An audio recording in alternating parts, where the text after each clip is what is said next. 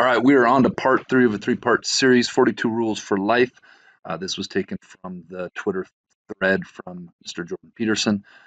But first, let's be our best this week at HMS. Let's be safe, let's be responsible, let's be respectful, let's be a learner. All right, we're off and running on part three of Jordan Peterson's 42 Rules for Life. Rule number 29, be precise in your speech.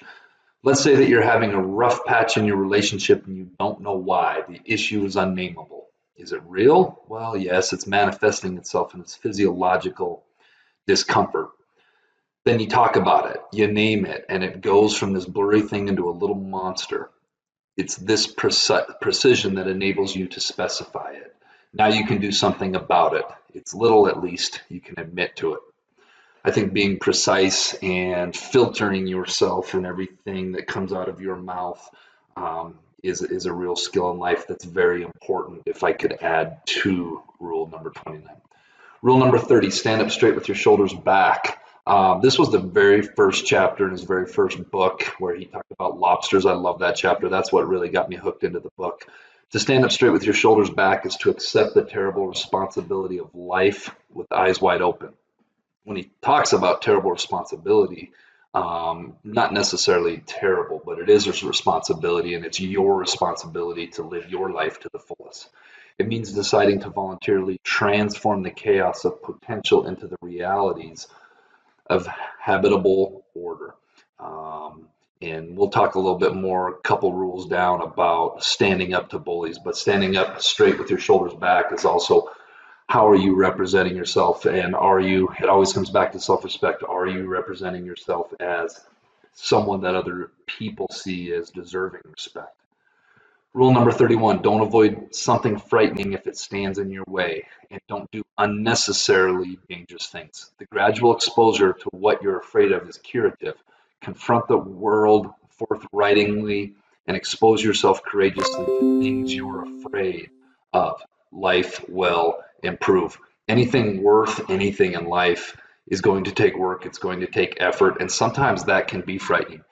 Having conversations with people that we're having a difficulty with, that takes conversation. I see a lot of middle school kids that just really avoid a lot of conversations, a lot of human beings in general, because it's frightening. But so many times having those conversations are how we solve problems, especially when it comes to problems with other people.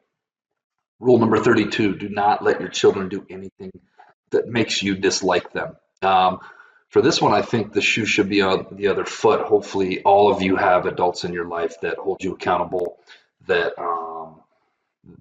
have made it very clear that you're not only representing yourself, but you're representing your family and the adults and all of those people that care about you. And that's very much what that chapter talked about.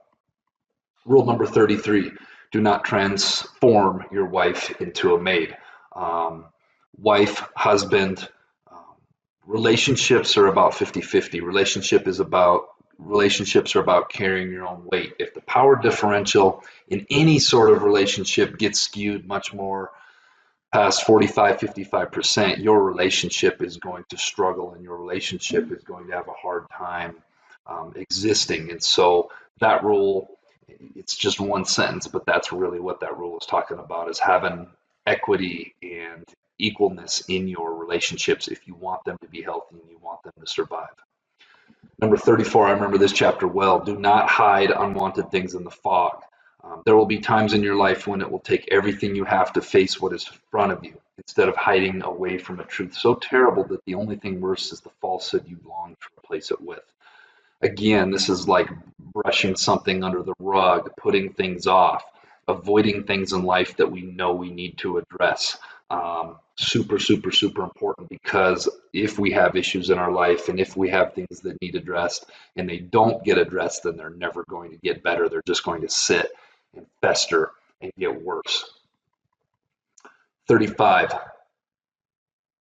This was from his newest book. Notice that opportunity lurks where responsibility has been abdicated. You positively need to be occupied with something weighty, deep, profound, and difficult. What would your life be like if you made use of all the potential that you were offered? This one's pretty self-explanatory. I will say that life, there's three things guaranteed. You're born, you live, and then you die. And life is so much about what do you do with that middle part? Do you live it to the fullest? Do you do something that really means something? Your purpose, that should be something that we're all trying to get figured out. Feel incredibly blessed to do a handful of things that I really believe in. And I really believe in rule number 35 because I think our lives should really be about something profound and noble and deep. Rule number 36, read something written by someone great. Carl Jung had an idea that part of personality development is to understand your shadow, the parts of you that you don't want to admit to. You can learn about your shadow by reading history. A book isn't paper, it's a portal. One of my goals for this next year, and always one of my goals, is to do more reading. I think knowledge is key for so much in life, and to continually be learning and exploring and thinking about things. Rule number 37, pet a cat when you encounter one on the street. When things are not good and hard, you get these little moments where a little bit of possibility still shines through. I know we all have those moments. You've got to take those moments when you get them. I've noticed that sometimes in life, when my life has gotten hard, or I'm overwhelmed, or I've got a lot of things going on, I stop and I really try to practice gratitude. It's really easy to get caught up and bogged down in everything at any given time that's not going right in your life. And I've noticed that a good remedy for that is to sit and kind of think the opposite and really take a moment and think about all the wonderful things that we all have going on in our life and the wonderful opportunities that we have. Number 38, I love this one. This is so much my childhood and what I really believe your generation needs to get back to. Do not bother children when they're skateboarding. They jump in the air, grab their skateboard, bounce on the rail, and slide for 20 feet. Children are practicing being courageous. They're practicing mastering something in the face of danger. Um, I love play. I love being out. Just got off a big mountain bike ride. Um, I think that being active and facing fear and facing challenges is something that is really needed to really fully develop as a human being. I've been so proud to watch my hurdlers this spring early in the season. So many of them crashed and burned, and they've got right back up. Skin knees, skin hands, skinned arms, and they just get right back at it. I think it's the coolest thing that human beings, especially adolescents and children, should be doing. Number 39, don't let bullies get away with it. I usually use a rule of three. If we interact and you do something that I find disruptive, I'll note it. If you do it again, I think that probably wasn't merely a situation. I'll leave it because that's not enough evidence. If you do it a third time, then I'll say, hey, I just noticed this. Not only did it happen, but it happened there, happened here. So there's something going on, and I'm not going to ignore it. This one is very much like the stand up straight with your shoulders back, standing up for yourself, practicing self-respect, not letting people get things over on you, because I really believe in life that if you don't stand up for yourself, you will continue to get treated poorly. And when you stand up for yourself, you communicate to other people that I have self-worth, I have self-respect, and I know I have it, and I'm going to let you know that I have it. Rule 40, write a letter to the government if you see something that needs fixing and propose a solution. Not going to hit super hard on that one. That one is more adult oriented. But I do think being involved in civics, being involved in your community someday, that's something that I could get way better at outside of being a counselor and a coach and doing some different things. Rule number 41, remember that what you do not yet know is more important than what you already know. It is much better to make friends with what you do not know than with what you do know.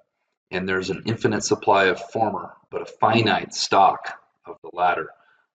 Especially for everyone your age, there's so much out there in the world to still be learned, so much to be discovered. One of my favorite things is when I'm around people that are older than me, that are more accomplished than me.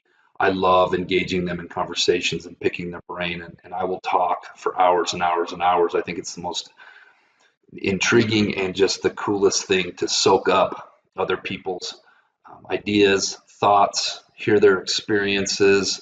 I think there's so much we can learn. Last but not least, be grateful in spite of your suffering. This one really goes back to the whole chaos versus being, which was kind of a deep thought of his first book. But what he's really saying is, well, there's some real utility in gratitude, and I just talked about that. Gratitude is the process of consciously and courageously attempting thankfulness in the face of the catastrophe of life. Um, what he really talked about in his first book was there's chaos around us, and then there's order, and you really want to shoot for finding that middle ground, and not necessarily avoiding all the chaos in life, but making sense of it, and trying to get things that you can control in order. So hope you guys got something out of this. Hope this was a great way to end your 8th grade year. Um, a lot of these things are rules that I firmly believe in, and I'm hoping that all of you picked up a few, something that can help you on your journeys. All right, we're on to this week's Jelly Bean Question of the Week winners: Trayson Fisher, Wyatt Story, Blaine Mayer, Stetson Sear, Gregory Cole, and Josie Schneider. The correct answer was Maine, which kind of blew my mind until I looked at a globe, and then it all made a lot more sense. I had one name that I drew that was a winner, but I could not read it, so we got to be legible with our names, crew. All right, this week's Jelly Bean Question of the Week: Diego and his grandfather have the same birthday. When the balloons arrive, they are all tangled up. Diego's grandfather is 3 times as old as him. How old is Diego's grandfather? The balloons that were all tangled up were a 6, an 8, a 7, and a 2. If you think you know the answer, submit your answer Bob box. Like I say every week, make sure your name is legible. Make sure your first and last name is on it, or I've got to draw the very next name. And tune in next week to see if you're a winner. All right, Bobcats, make it a great week at the Helena Middle School.